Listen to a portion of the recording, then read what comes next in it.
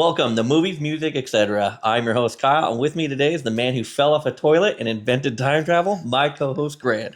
And today, we're going to go over the 1985 blockbuster hit, Back to the Future. And how much do you think they put, what was the budget on this movie, do you think? Back in '85, I don't have any idea. 1.2 million. No.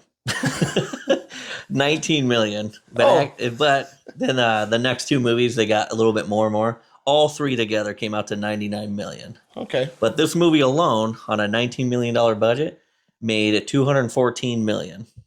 So, financial success. And you can see why. Yeah. It's an amazing movie. But this movie was directed by Robert Zemeckis, who is also known for Back to the Future 2, 3, Castaway, Forrest Gump, Ghost Ship, 13 Ghosts, and many more. Huh.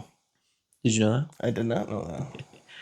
So, a small summary of the movie, because we've all seen it anyway. Small town California teen Marty McFly is thrown back into the 50s when when an experiment by his eccentric scientist friend Doc Brown, which we'll go into, like how they actually became friends, Okay. goes awry. Traveling through time in a modified DeLorean car. Horrible idea, by the way. Marty encounters a younger version of his parents, and he must make sure they fall in love, or at least, or he won't exist. But he, even more doubtly, Marty has to return to his own time to save Doc Brown's life. Which I'm gonna go off and just go on a limb here. Marty makes everything worse. Yes. So like and the whole premise of like, oh, you can't we can't tell each other about the future. You're like, you literally went back in time with the time machine. And I Right. get it. He had to say something to someone who would understand him. But he's like, hey, you invent a time machine. Like, how would that? He was like, well, maybe it just comes to me then. Like, Right. no, he's like, No. I don't even know where to start. Marty, why'd you leave so damn early, you know? But so that's funny. But the cast includes Michael J. Fox as Marty McFly, Christopher Lloyd as Doc Brown, Leah Thompson as Lorraine. And before we go on, all the internet wants to know, would you have done it? Not with my mom. Damn it. I was hoping you could be like, yeah, she's a smoke show. I was going to call you a pervert. But, yeah. I wouldn't, just because I've seen her sleep with a duck. Oh. What's his name, Howard? His name was Howard. Yeah, that was a weird movie when I was a kid too. But, and then Crispin Glover, who plays George McFly, and he's just a really weird dude. So the year prior, he was in Friday the 13th, the final chapter, and in that movie there was a young Goonies kid. Damn it.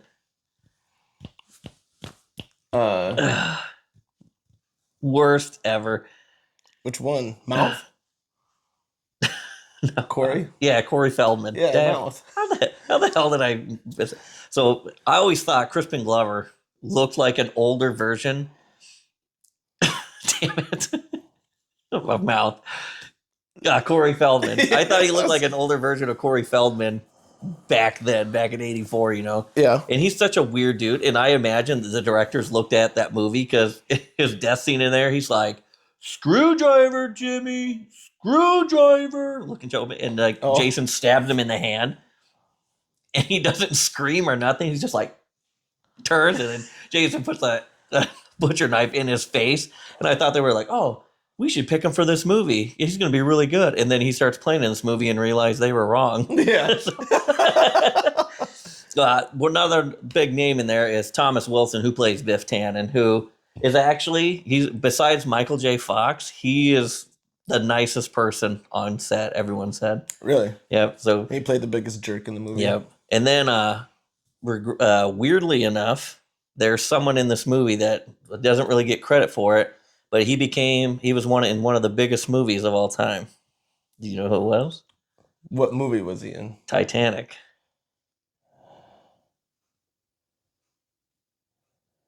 I can't think of So who it would have the been. dickhead in Titanic, Yeah. Billy Zane's his name. Yep. He's one of Biff's friends, Match. Oh, really? Yep. Very young Billy Zane. So Wow. Is he the one with the 3D glasses on? no, he's the one that has the match in his mouth. That's what they call the match. Oh, okay. So So that's for like the main portion of the cast. There is a notable, some other notable characters in there that I'll get with. That I'll tell you about later on when I we get picked to the up on one right away when we were watching it this morning. I got a funny one for you though. Okay. But next we'll move on to the soundtrack, which is pretty awesome. Yeah. It definitely didn't hit triple platinum like Tron Legacy did. But, Typical 80s movie soundtrack, though. It is because it's like they used songs in there and stuff like that. Right. This is when they started getting away from scores, and they started using like actual artists to try. Record labels started bumping them up. But The Power of Love, which is you see right there in the beginning by Huey Lewis and the News. The Time Bomb by Lindsey Buckingham. Ooh. The Back to the Future or like the yeah, that's an actual orchestra that does that, and that is by Alan Silverstry and the Out of Time Orchestra, which didn't realize that's kind of funny. I was like, they just made this orchestra just for this movie, and I bet that's when they were like, we need to put something on that license plate for the DeLorean. Out of Time. Yeah, and then Heaven is Only One Step Away by Eric Clapton. Arguably one of the best guitarists of all time, songwriters. Yep. Back in Time, also by Huey Lewis and the News, which he wrote those two songs for this movie. Oh, he did? Yep. I didn't realize that. And then Back to the Future Overture, like the more upbeat orchestra of it, that's by the same orchestra, the Out of Time Orchestra. The Wallflowers, the Wallflower, the Dance With Me Henry song is by Etta James. Oh, wow. Yeah. At last. At last, yeah. And then there's The Night Train, which is performed by Marvin Berry and the Starlight. Yeah. And then this one's for all you lovers out there, Earth Angel, originally by Curtis Williams, but performed by Marvin Berry and the Starlight. And then you have Johnny B. Good, who's originally wrote and performed by Chuck Berry, but in the movie performed by Marty McFly and the Starlights and Marvin Berry. Which, when I was a kid, when I watched this, I would have never been like, oh, that's Chuck Berry's cousin. Right. Which 100% is just fake for the movie, but I would have believed it back then. Oh, yeah.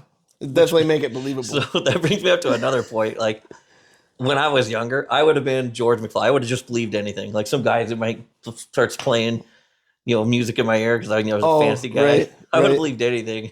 Like if Marty was like, "No, you need to come pull me on that car and punch me," and I'd be like, "Oh, get your damn hands off!" I would have been like that skittish kid too. It's like, but I would have opened that door and looked and been, oh shit, it's Biff.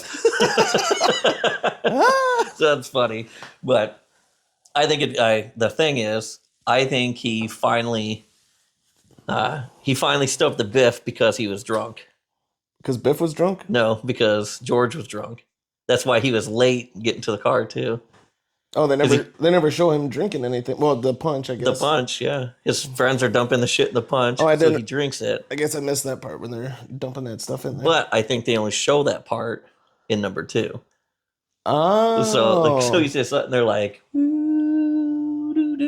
yeah. And then he's like, oh, he's late, which he's like skittish and everything about life to begin with. Right. So I thought that'd be funny. I was like, that'd be me. I'd be like, I'm gonna go save the day. I'm like, oh shit, it's my Paulie. But so now we'll get to the fun facts, Grant.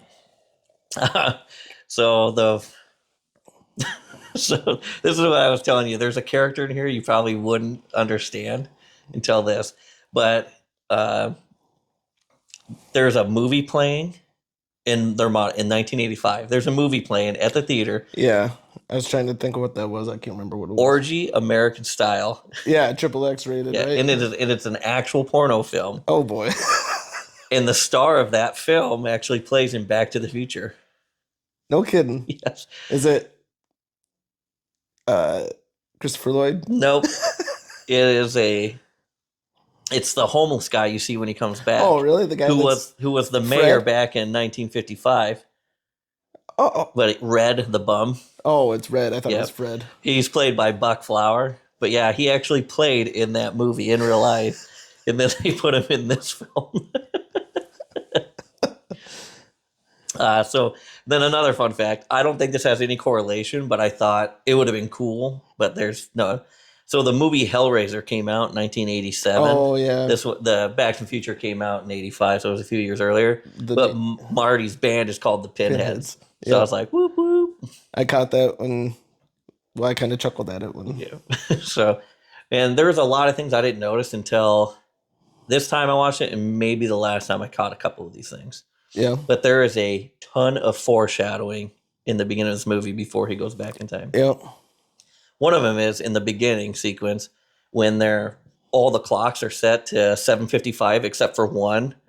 I didn't catch that one. One is 25 minutes ahead of time. And that's Okay. when Doc calls him. He's like, it's actually precisely. Well, Yeah. He goes, it's 8 o'clock. No, it's 8:30, you know. He's like, oh, I'm late for school. It's like, he literally breaking time. It was just one it's after Marty gets blown away. There's the clock sitting there, and it's 25 minutes ahead of all the other ones. But yeah, I didn't notice that one. yeah, but then when it's panning through again, like the news is talking about the stolen plutonium. Yep. And then the skateboard Hits hitting the thing. that. Yeah. So, and then there is a man hanging from one of the hands on one of the toy clocks. I didn't catch that one either. Yeah, there's a little figure hanging from one of the time clock hands, so it's foreshadowing Doc hanging there. Yeah. And then the drunk figure next to the clock is foreshadowing his mom is a drunk. Oh, okay. And then Marty getting blown away by the speakers. And then when he ends up going to the blast, everything's like a culture shock to him. So he's like a blast from the past. Oh, okay. Jeez. Okay. Or when he's talking to his dad about like, he goes, and George is like, I just don't do well with confrontation. He's clenching his fist, talking about Biff. Yeah. Foreshadowing, he's going to clench his fist, punch Biff. Okay. And I have no idea if any of these are really foreshadowing. It's just something it was easy to put together. But, and then he realizes how much his mom is the complete opposite of what she says she is. Mm-hmm. She's like, I don't get into cars with boys. I don't drink. I don't park and stuff. And then she literally does every single one of that. And she is just a booze hound. Yeah. Like in the beginning, you see her like slipping the vodka in her drink and stuff like that. And then when I told you to rewind it there at the end, yeah, it's because when he meets Doc the first time, it's Twin Pines Mall. Right. And then when Marty goes back in time, he runs over that one pine tree. Oh, yeah. And the guy's like, my pine. Yep. So there's only one pine. So at the end of the movie, it's Lone Pine Mall. I couldn't find that. I knew there was something like that in the. Yeah. So I was like, I never got that till now. So I was like, Marty, I'll change it. And that brings up another thing. There's so much they changed. Like all these rules that Doc had.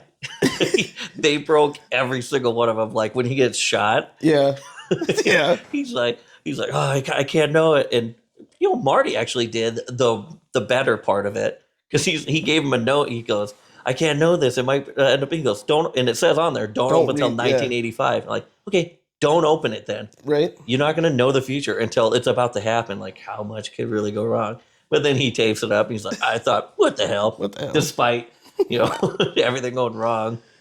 And he also talks about, he's like, yo, my old man laid Biff out. He never stood up to him. And Doc's like, never? Like looking right at the camera. Right? Yeah, broke the fourth. Well, no, I can't remember what he says. He says, we got to get you back to the future. And then he looks in the camera. Looks at the camera. I was like, breaking the fourth wall before it was cool. So, Michael J. Fox actually wasn't the original guy. Eric Schultz was originally cast as Marty McFly, but was replaced as Michael J. Fox after 5 weeks of filming. Jeez. Because the director felt Michael J. Fox was just a better fit. Michael J. Fox originally was his original pick, but he was doing Family Ties. Right. So he's like, oh, I can't do this. But then he offered him I think it was like $5 million to do it. Wow. So then Michael J. Fox you don't see him until after he gets blown by the speaker and comes out of the rubble. That's actually the first scene. All the other ones, you see the hands and the feet walking in. That's all Eric Schultz. Oh, okay. Yeah, and then him punching Biff, or not Biff, when they're like confronting him, when Marty's confronting him the first time, Oh yeah. You know In how the the guy is cafeteria? as tall as Biff, because Biff is like 6'2". Michael J. Fox is like 3'7". You know, up to like an inch taller than you. Yeah. Oh, okay. Because if you notice that they're the same height, because that's Eric Schultz. Oh, okay. Actually. Oh, okay. So, and but speaking of Michael J. Fox doing Family Ties, there was a tough schedule for him. So Michael J. Fox had an intense schedule filming Family Ties during the day, and then Back to the Future at night, leading to him being very sleep deprived. So He got all like the 4 ones he hours of looked, sleep or something, didn't yeah. he? So all the scenes where he's just looking groggy and like crap, it's because they had a station wagon with a bed in the back that he can lay on and sleep while they're driving back and forth from scene to scene, from Family Ties to From that. set to set. Oh, And it would suck because a lot of the time you had to, a lot of their scenes are at night, so he had to film them at night while did Family Ties during the day. oof. So I was like, ugh, gross. So that for $5 million, I won't sleep for Yeah, that's true. however long the filming process was. But then we go to Doc Brown. Christopher Lloyd essentially turned down the role of Doc Brown, but accepted it after a second meeting with the director. The director's like, hey, I think you can really pull this off. We got to do this. And I can't think of anyone else to play that role. No. But it goes back to all the times all the other episodes we've done. Right. We talk about like, oh, someone Iconic roles and yeah, we're like, well, we just can't think of anybody because no one else did it. Right. So it's that kind of deal with that. Well, and his character, Doc Brown, was based off of 2 people. Was Albert Einstein one of them, and then I thought that was kind of funny that that's the dog's name in the movie too. Was Einstein. And Christopher Lloyd's character was based off Einstein, and then an orchestra director. I can't think of his name, but he was the one that did Fantasia. Oh, Also, I always thought I was like trying to be like the Benjamin Franklin and Thomas Edison because of the pictures in the yeah, beginning. but like none of them had like the wacky hair. No. Well, I guess I don't know. I didn't know them in person, so. But it does kind of it is kind of funny that it has to do with lightning in the first movie and yeah, because like the clock tower's the key on the kite, and Ben. Yep. then Thomas Edison says like he's stole the ideas of electricity and shit like that from Nikola Tesla. Nikola Tesla. Yeah, but now we're gonna go to some of Biff lines, Biff's line, not Biff lines, which I just did. I biffed that line, but Tom Wilson, who played Biff, just keep laughing. That's okay. But Tom Wilson, who played Biff, improvised some of his character's most memorable lines, which we got an argue about the other day. It's like, make like a tree and get out of here. Yep. Like that was 100% improvised. And also when he calls people butthead, that's just something he calls people in real life. Oh, really? So he just calls them butthead. And I remember, so I was born in 87, but seeing this movie in the 90s, like every like 80s kid or whatever. But we would always get in trouble and call people buttheads. I was like, there's much worse we can call these people. I don't know what your issue is, Be like, butthead. Want me to call him an asshat or something? Right. We can't call people buttheads in the 90s, and there's literally a TV show called Beavis and Butthead. Yeah, Beavis and Butthead, which I had to watch when my parents were around because they're like, if I have to watch you walk around saying I'm the Great Conholio one more time, I'm going to fucking give you a Great Conholio. I don't think I've ever seen an episode of Beavis and Are you Butthead. kidding me? That's where I got a lot of my music taste from. Oh, I guess you wouldn't know. Yeah. They watch music videos like on MTV from Oh, there. okay. I guess you wouldn't know if you never watched the episode. But Kind If of sounds you're- like me, though. So you watch YouTube TV, or YouTube videos on YouTube. well, video Music killed the radio videos, star, not so videos. Yeah. Thanks, MTV, which is no longer. MTV got shut down. Or they didn't get shut down, but they stopped. gross. But Apple Music killed MTV. But so Back in the Future wasn't the original title for this movie. Really? So the title was almost changed to Spaceman from Pluto, but it by the executive who thought the title had a title with future in it wouldn't be a hit. Okay. I was like, that's the dumbest thing I've ever heard. I was like, everyone wants to know about the future. Right? It was like, luckily, producer Steven Spielberg stepped in, and he replied to Steinberg's memo who is the executive. Right. He's like, oh, that was just simply said, hey Sid, thanks for the humorous memo. They'll get a big kick out of all of this. Thanks, Steve. It was funny and then he just never replied back to him.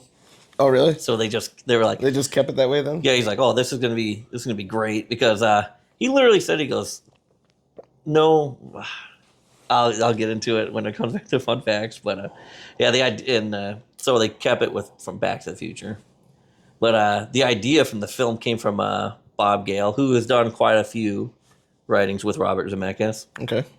He when he found his father's old high school yearbook, Mm-hmm. and he was wondering, he's like, if I would have been back in time, would I have been friends with my dad? I guess I've never really thought about that. Would you be friends with your dad? I don't know, the way my dad talks, he's kind of a loner by himself, and I don't know. Yeah, see, my dad I was probably like, would have been, actually. yeah, my dad was like a gearhead back in the day, and I wasn't.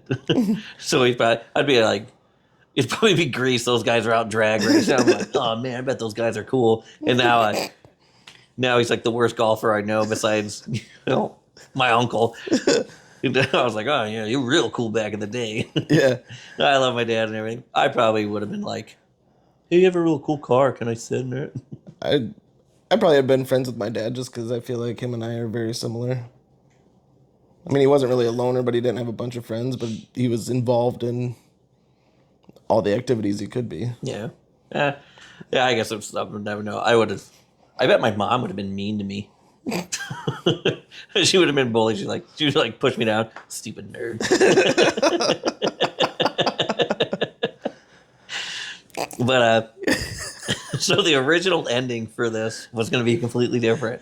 In an early version of the Sorry, all I can think of is you saying you would have been like George, and then your mom calling you a nerd, and I'm like, oh my god, you are kind of built like George. See, it all adds up. Thanks, Carla. She's a sweet mom now, but I'm not as much as a nerd anymore. But so the original version, the early version of ending didn't involve like a lightning strike. Instead, the time machine was going to be powered by a nuclear explosion. So, as you know, Steven Spielberg was involved. Right. They wanted to do, so they wanted to make it, fridge was going to be the time machine. Oh, I did hear that. Yeah. But they ended up taking it out because they didn't want kids recreating it. Climbing the fridge and Climbing the fridge. And again, definitely would have done I that. would have been that kid. I'm like, does all fridges work like this? Is that why the light turns on when you open the door?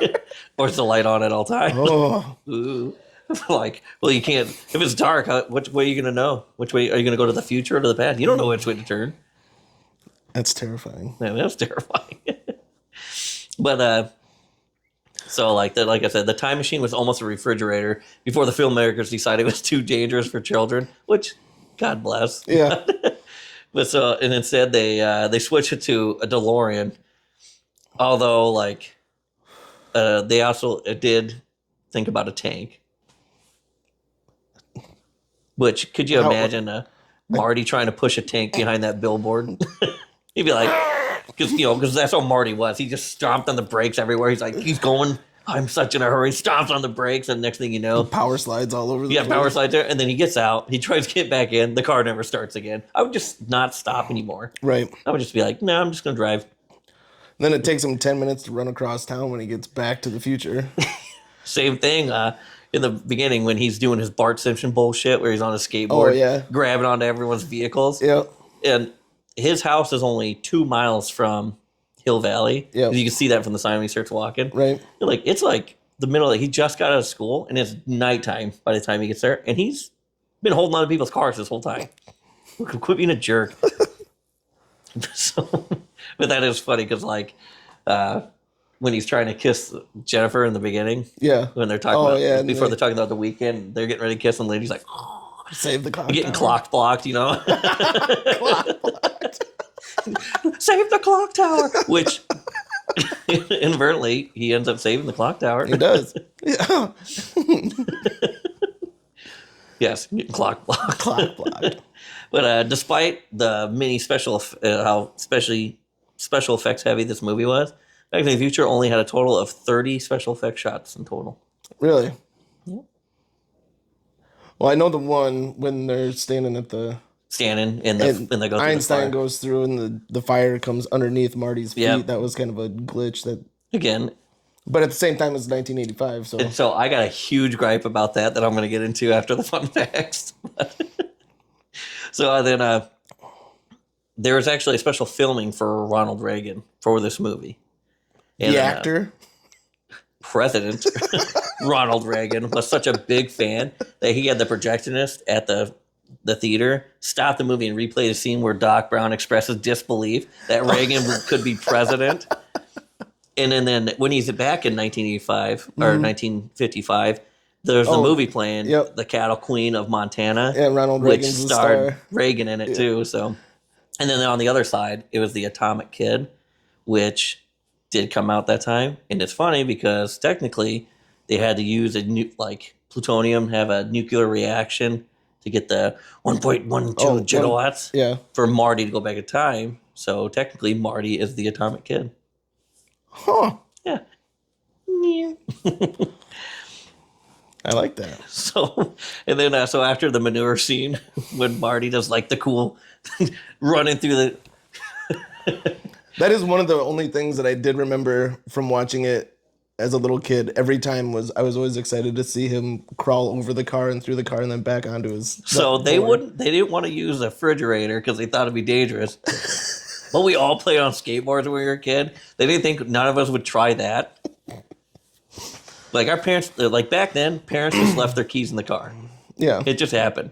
None of us wanted to try that. None of us did. Well, no one Yeah. I knew did, but I definitely didn't. yeah, but they should have thought about that instead. I wanted to crawl in the refrigerators. But after that scene, and he runs into the manure truck, Yeah. and he catches him. He goes, "You cost me $300, and I'm going to take it out of your ass." Yeah. So $300, that was the damage done to Biff's car, is worth $3,626.60 in today's money. Really? Yep. So with teenage kid about to almost paying $4,000 to repair his car. What a jerk. Well, it seemed like Biff's family had money. I mean, he's dressed nice all the time and has that fancy car. Yeah, I guess he is dressed nice. But I wouldn't say, well, yeah, nice, fancy, but at the time, I think everyone in the 50s dressed nice, though. yeah, better than we Yeah. do today. Like, you'll see those memes on Facebook. They're like some guys in a suit, and then another guy's just dressed in weird skinny jeans and a half-cut shirt with his shoulder hanging out. They're like, what's stopping men from dressing like this? I was like, I don't know, global warming. It's hot as hell out. Yeah, right? But Get air-conditioned suit. yeah. And number 2, self-drying. Yeah, true. With Jaws like 14 on the movie theater then, but Of course, I'm wearing a radiation suit from all the atomic warfare. yeah, which he's like, let's get you in a radiation suit before they do all their stuff. Like, none of it's sealed. No. No. And they have just like the cutting shield for torching and Yeah. grinding and stuff as the flap on the Because that was hard going to hat. stop any radiation. Which, another scene of that bothers me, I'll get to. But another fun fact about Huey Lewis. The musician that wrote the hit songs and also appeared in this movie, which you pointed out when we were watching it, he's a school administrator who dismisses his band, saying it's like, you're just too loud, while Marty was playing his song. Yep. So and then the other guy in his band, the other guitarist in his band, that was Michael J. Fox, guitarist instructor. Oh, really? And Marty McFly, speaking of the McFly family, that was almost not the surname. Really? It was almost McDermott. So why'd they change it to me? Hello, McDermott. Oh. Yeah, that sounds horrible. It's a mouthful. Heyo. So the final scene where Doc is flying around being a jerk, not following any kind of regulations.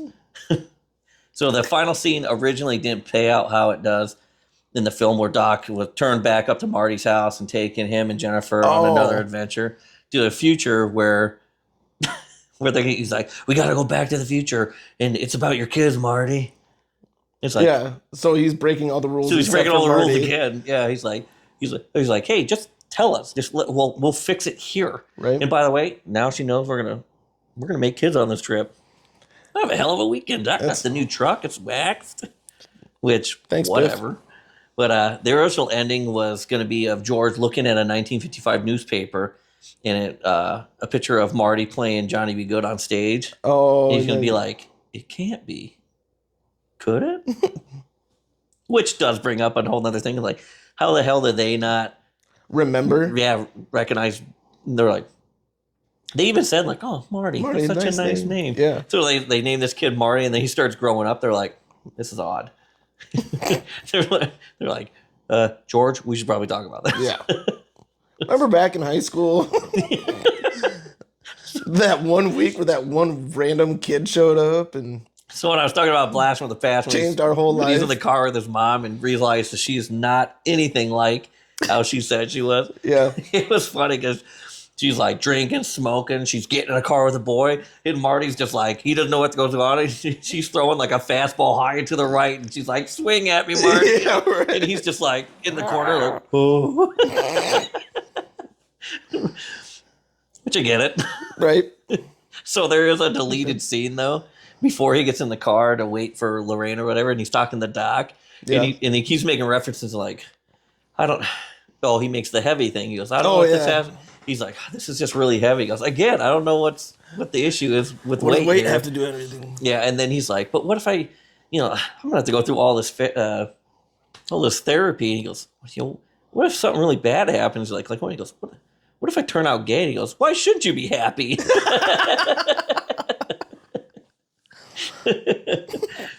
So Spielberg wanted his production company, Avalon Entertainment, the logo with E.T. going to the moon and stuff like that. He wanted to make the film, but Zemeckis and Gale didn't want to become one of the guys who just got jobs because they were friends with Steven Spielberg. Right. Which, good on them, because that'd be hard to do. Yeah. Considering, like, Steven Spielberg was involved with everything back then. Mm-hmm. So instead, they sent around to every studio in Hollywood. The script for the Back to the Future got rejected 44 times. Yeah. And so Columbia was like, oh, this was too sweet. Universal originally said time travel movies won't make money. Clearly. How the hell did they ever make, how are they making money? Because that's a horrible, everyone wants to know the future. And the Disney said there's way too much incest in it. Yeah. Yeah, so. Way too much for me, that's for sure. Yeah, so. I was talking earlier about all the foreshadowing and stuff like that. Doc, if he didn't come up with a time machine, he 100% would have had to get all that plutonium just to power all those amps and shit like that. Yes. So I was like, that's a lot of just wattage and power just pulling from that. But everyone, I never thought about it back in the day, but I guess on the internet, everyone talked about it. It was like, how the hell are they friends? Yeah. He's a teenager and he's like a disgraced, physicist whose stuff burned down. His everything burned down except for his garage, and he sold off 400 acres. That's how he got all the money to fund all of his little projects. But I forgot where I was going for this again. But there's a comic book that came out in 1955, but 2015. Okay. Comic book that came out in 2015 that because they had a little short film that they made about behind the scenes stuff like that, and they put up the comic book. And originally they first met because Marty stole equipment from Doc Brown's house and they got caught. Oh, for his band and stuff? Yeah. Really? Yeah, I was like, oh, way to just make Marty a horrible person. I just figured that they were friends because Marty went back in time and told Doc Brown about that. And then once Marty was born and of age, then Doc befriended him knowing what was going to happen with that continuous space-time continuum. Yeah, which when the more the movies go on, they start getting really loose. Because you know how they how did the DeLorean get back to And I guess you haven't seen it. Back in the old Western I haven't days, seen the third one. and the Western days, because the other one gets destroyed, but then there's another one there, and he talks about how the lightning strike, like, made like a temporal duplicate and sent it back to that time. Which, I mean, that's got to be an expensive time machine because there's only like 500 of them made. so that was another like the big joke thing when they're using a DeLorean, because like it was just a god awful car. Like, everything went wrong Every with time it, you smash on the brakes, it shuts off. as we see. But so that was another thing, is when, like, during that time, I can't believe they used a DeLorean, because John DeLorean, the creator of it, Yeah. he was in the news all the time for all these drug charges and everything. It's like, I imagine this movie could have just catapulted that car. I thought it did. No, that was like, I mean, you'd have thought it would have. like, there's huge, massive warehouses all over the place now that like have parts for DeLoreans, and so the 18 people in the world that own a DeLorean, they'll always have extra parts and shit like that. So, whatever. So like, everyone's talking about how Marty came up with the phrase that his dad, when he was when they were in the backyard, George is hanging up the. Oh, yeah. He's like, if you just put your mind to it, you can do anything. And then his dad says it to him at the end of the movie. Yeah. But Marty McFly says that in the beginning To Jennifer. But did you hear where he got it from? Uh-uh. He heard it from Doc. Remember what Doc Brown said? If you just Oh, put your mind, yeah. he goes like, oh yeah. Which is funny, because when they're walking around, that tree that's hanging low and he has to like swat it out of his face, Yeah. it's the same tree that falls on the power line at the end of it. Guess I didn't. Yeah. Yeah. Which is another It's, thing that we yeah. were talking about. He's like, so like, there's a lot of funny moments in this movie that it's funnier because we're grown-ups now. Right. Well, pretend to be anyway. Yeah. It's funny because we're grown-ups now, and like, things are just different. Things are funny to us. Like, when he's like trying to hook it back up after the tree falls, he's like, and I told you, it was just too short of a story of my life. So, and then he has to like rappel down, and instead of just lifting the small branch off it, Right. he's like trying to wedge it in there, and he becomes the connection when the lightning bolt hits. And he's like, I fix time with my body, you know, Right. something weird like that. But That's the first thing I said when the branch fell on the thing. I was like, yeah, just pick it up and move it. pick it up. But this, Or if you can't pick it up, the branch is obviously not pinning the wire down. Feed the wire back through and go over the top Yeah. of the branch and give it right back to him. and then they're like, and it's funny because, you know, when in that scene he's talking, he's like looking at his watch, he's like, damn, walks around, damn. Like, the guy, it's funny how the guy that invented a time machine is the most impatient in this movie. Don't you have any concept of time? Yeah. And then Marty shows up late. He goes, "You're late." He goes, "I'm sorry. I got a little carry." He goes, "Don't you have any concept of time?" It's like, no, Doc Brown, you're the one who made the time machine. You're the one with the concept of time here. And like, yeah, I didn't catch that until we watched it this time. I was like, oh yeah, that's actually funny. That is pretty... And then they yelling at each other. So behind the scenes fact, when they're like, "Doc, there's something I gotta tell you about 1985. Yeah. They just had a bunch of fans blowing, and so they're like, well, because we need to simulate the storm, but yeah. but there was really no storm.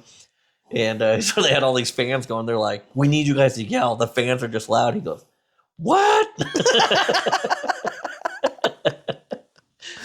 Which, and we were talking about it, how Doc was like, are you sure there's going to be a storm? Oh, right. He's had all the evidence in the world that he's from the future. Yeah. He goes, yes.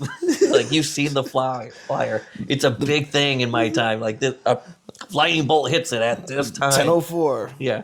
Which, so the way he's doing it, he makes a calculation at the end of the road and stuff like that. And then he paints a line. He's like, I have the precise calculation, which that's a pretty old analog clock.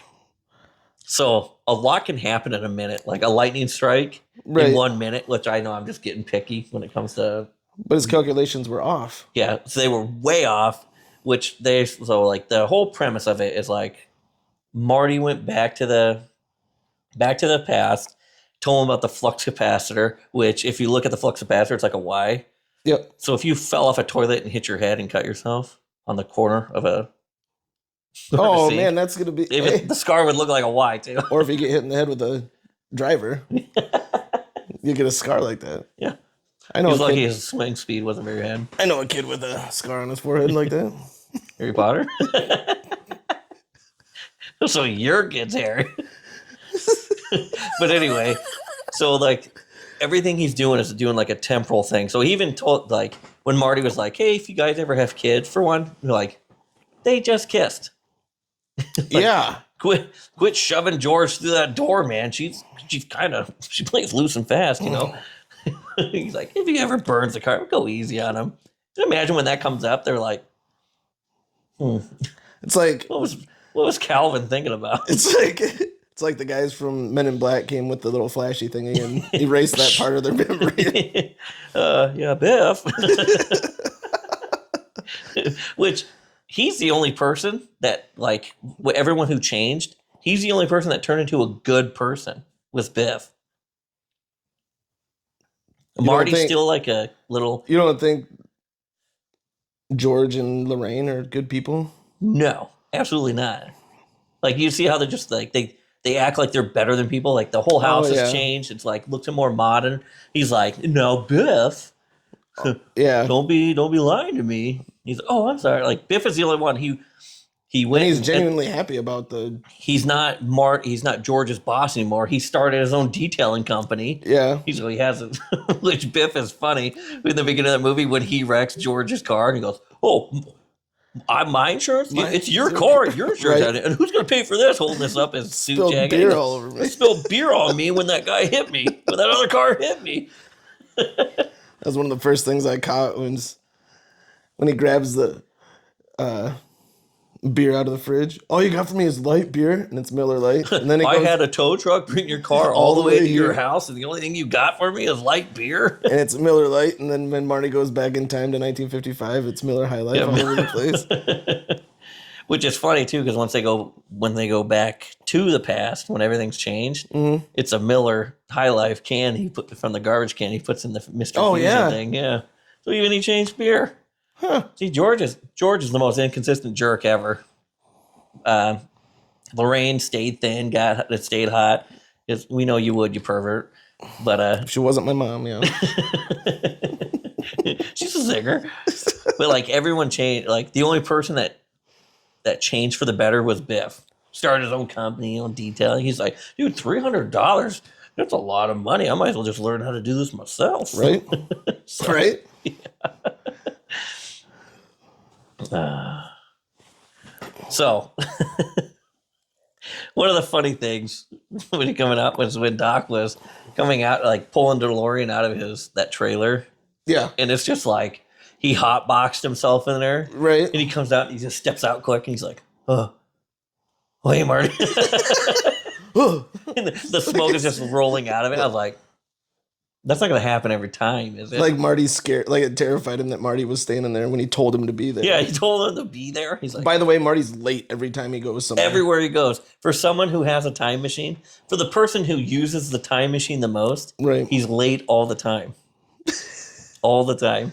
But again, when he's late at the end, I mean, I guess that he makes shuts sense. the car off.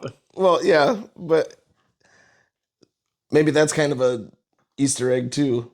In the movie, because then Doc says, "Don't you have any concept of time?" Yeah. And he's late every time. All the time. Guess it started in 1985. But then when he's in the past, so when he's in his present time before he leaves, they're watching that show, and George, watching it. That's the same show. Same episode that he's watching when he goes back in the past. He goes, "Oh, I've seen this one." Yeah, it was the one he was watching the day before he left. What's a rerun? What's a rerun? Which they play all the time now, but yeah. But again, so like all the mistakes, and I get this way with like every movie. All these experts, they sit there and talk about like he's like, oh my goodness, I almost forgot the extra plutonium. I was gonna go to the future and not go. It's starting to make me think that like. Clearly, we know he didn't pay the Libyans, or they gave him the plutonium to make a bomb, right? But he wasn't going to use it to make a bomb, so he ran off with it. He goes, "Oh, they found me. I don't know how they found me." If they have plutonium, they probably got resources, you know. Yeah. So he's like, he's totally shocked that they found him or whatever. I don't think he was planning on. I think he was going to the future and be like, fuck He's not Marty. coming back. Yeah, he's like, screw Marty. Hey, deal with these guys Yep. while I'm gone. Thanks. Yeah, thanks, guy. But so in Totally that, pinning it on Marty too. so that when he's winding up the toy, Yeah. it takes off, and he's like, "Ooh, ah!" he sounds super surprised at everything. And then when Marty was like, he's like, "You're not showing me." He's like, the past, when Marty's in the past, he goes, "You're not showing me a lot of confidence, Doc." Because Doc's like, "I don't know." He's like, "This is just all theoretical kind of stuff at the time," which takes me back to the beginning when they're first doing all this. Yeah. he's like, they're just standing in the middle of the parking lot. It's remote controlled. Einstein's and the thing, Yeah. and he drives it. He's driving it straight at him, and then it disappears like right before him or whatever. Mhm. And he's like, because Marty was like kind of stepping out, and he pulled him back in the way, and then it happens. He's like, oh, he's like super surprised that it even worked. I was like, you were just gonna let that car hit you guys. Which is because he's like, oh, you're not showing me all the confidence in the world, Doc. Well, did you catch when Marty goes back to 1955 and goes to Doc's house and he's trying to read his mind or whatever? And he goes, huh, you know what this means? That this doesn't work at all. And he takes the helmet thing off. And then they go out to the barn and Marty tells him all this stuff about what happened that day. And then Doc goes, you know what this means? I invented something that actually works. Yeah, okay. Yeah, I invented something that actually works. So, but that was funny because he was surprised that it worked, and they would have been hit with a DeLorean who gets up to 85 awfully quick. I don't believe it, even though technically it's an electric car. Yeah. But another thing is, like, after Einstein comes back a minute later, he's like creeping up to it, and it busts out the steam out the back, and like, Yeah. and Doc's like, I was like, do you not know how this was gonna work? It's like a trial run. You just stood in front of this car, not knowing how any of it would work. He was like, "Well, if it doesn't work, we're both going out. This is gonna Marty. work, or it's gonna die trying." We're both getting out of here, Marty." So, like, I thought that was odd. I was like, "You're not showing me very much confidence, Right. Doc." But I know the last funny thing I got to talk about was when she's going through all the kids, and Uncle Joey's like, Oh yeah. better get used to these bars. And then he's like, Well, no, he cries when we take him out of there, so we just leave him in there. And then he keeps losing his repeals Yeah. to get out of jail in the future. So I was Right. like, oh, he'll just cry when he gets out. better get used to those. But all in all, I haven't seen that movie in probably a couple of years. You said you haven't seen it. I haven't seen it in probably 15. Yeah, and we should probably go over the other, because the other ones are funny too. I definitely remember the second one more so than the original. But yeah, this is like I said, at the same gun time, I killed really- your old man. the second one goes back to the first one anyway, right? So Yeah. I mean, they maybe were I there- have seen. I don't know.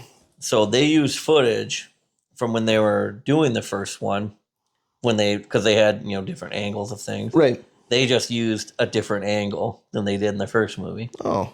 and that's where you see the guys dumping the alcohol in there, and that's when you see like George is drinking it, and he's like, Oh. Okay. Yeah. he gets a little more brave. He's always shaky. He's like a chihuahua, but he's always shaky and stuff like that. When he's like notices like, oh crap, I'm late, and he Yeah. shows up. Oh and yeah. He's like, oh, it's Biff. Which it's funny because like how he's writing with his right hand. He's like getting all like Yeah. scribbly and shit like that. Mhm.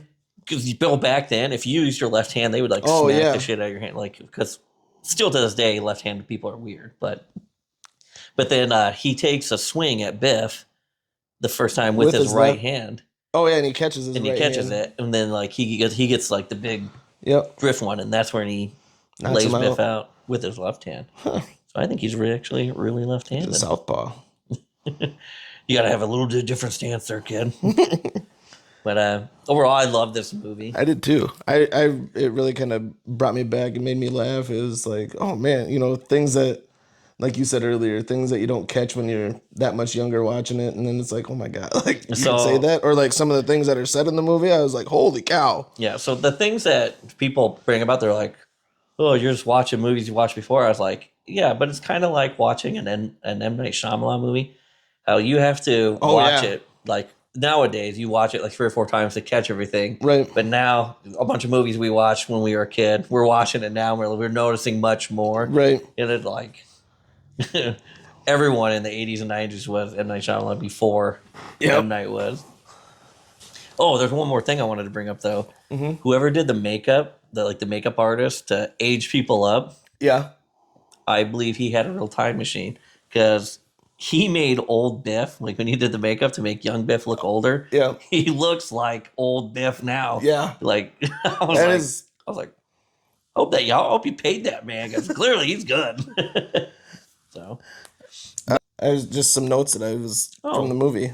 Okay, we're still here. Just some quick things that I jotted down when we were watching the movie. At the beginning, with all the Rube Goldberg machines at Doc Brown's shed, you know how all the time goes off and then feeds Einstein and all that stuff is going on? The pot without the coffee pot. Yep. Reminded me of Flubber, beginning of Flubber when everything was going off, and then he doesn't have anything that ever works either. Yeah. Robin Williams in that movie.